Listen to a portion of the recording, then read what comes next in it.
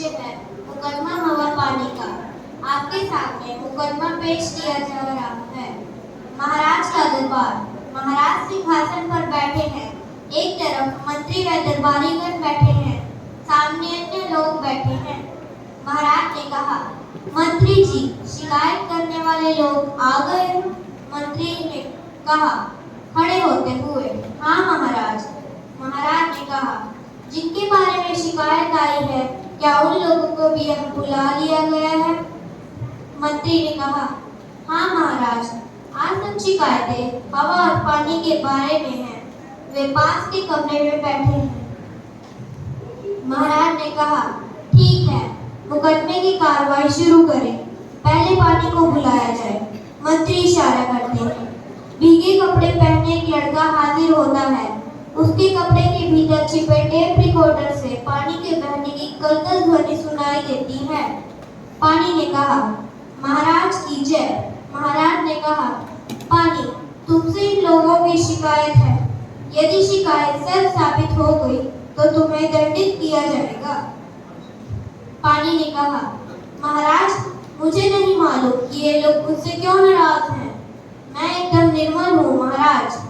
मंत्री ने कहा, महाराज, लोगों की पहली शिकायत यही है कि पानी अब निर्मल नहीं रहा।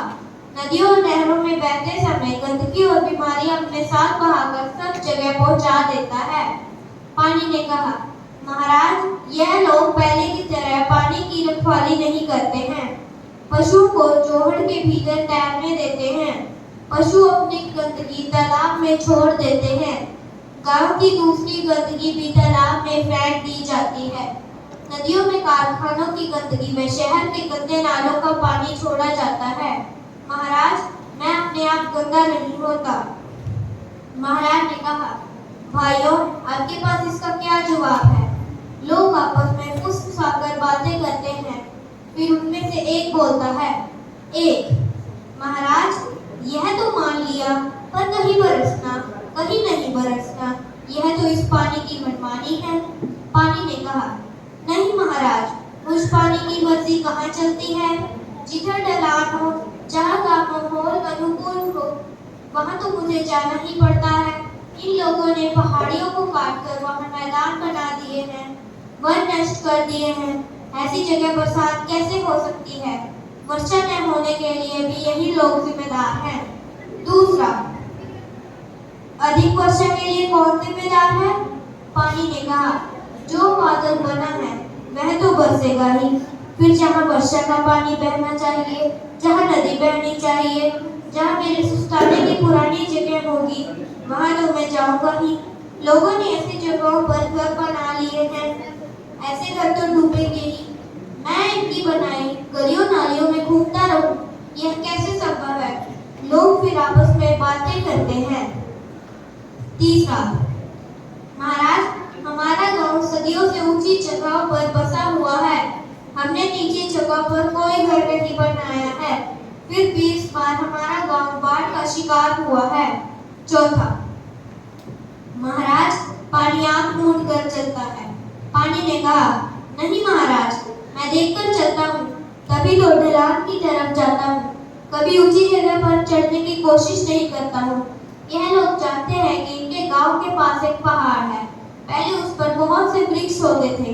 पहाड़ से उतरते समय वह वृक्षों से बीच में से होकर आता था और सीधे पानी के रास्ते वाले नदी नालों में बहता था। अब लोगों ने पहाड़ से वृक्ष साफ कर दिए हैं। मैं वहां से उतरता नहीं हूँ, बल्कि लुढ़कता हुआ नीचे आता हूँ। मुझे खुद पता नहीं चलता है कि मैं नीचे कहाँ मिलूंगा। महाराज ने कहा, और कोई शिकायत? कोई नहीं बोलता। महाराज ने कहा, तुम्हारी चुप्पी इस बात की गवाह है कि तुमने भी इन कारणों को मान लिया है। तुम्हारी भलाई इसी में है कि अपनी गतियां सुधारो और पानी को निर्मल तथा उपयोगी रहने दो। वैसा ही दरबार, इस बार पानी की जगह हवा है। हवा बनी लड़के के कपड़े उड़ रहे हैं। पर्दे के पीछे रखे पंखे की हवा सीधे उस पर पड़ रही है। साए साए की हल्की आवाज। महाराज ने कहा, मंत्री जी, हवा के प्रति लोगों की क्या शिकायतें हैं? एक आदमी आगे आता है। आदमी, महाराज की जय। महाराज, आजकल हवा में खुशबू नहीं होती।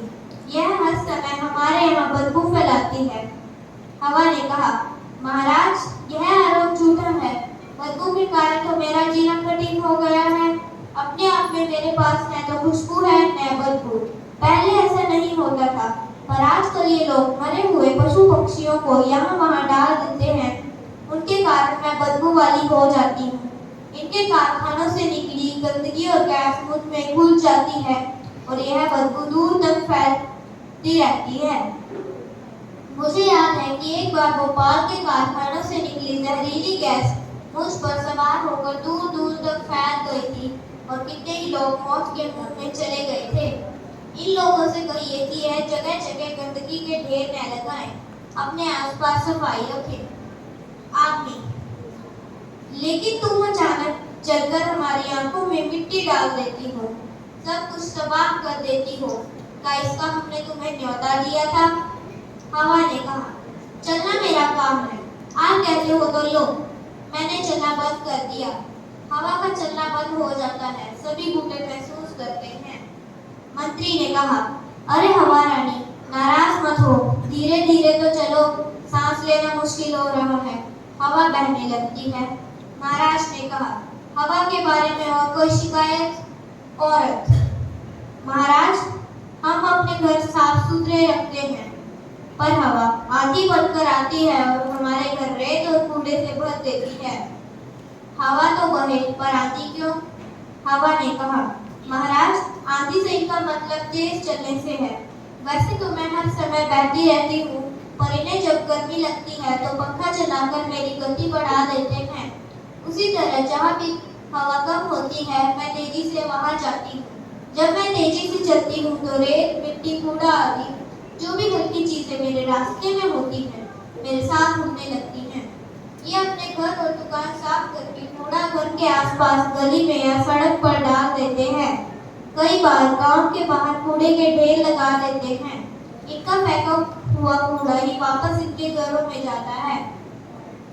महाराज ने कहा, मैंने सबकी बात सुनी है। लोग हवा से दुखी तो हैं, पर कसूर हवा का नहीं है। लोगों को सफाई की आदत अपनानी होगी, तभी हवा दूषित होने से बचेगी। हमें चाहिए कि हम हवा और पानी को अपना दोस्त मानकर उन्हें नुकसान न पहुंचाएं। इसमें ही हमारा भला और बचाव है। लोग हवा और पानी के प्रति दोस्ती का भाव दिखाते हुए चले जाते हैं।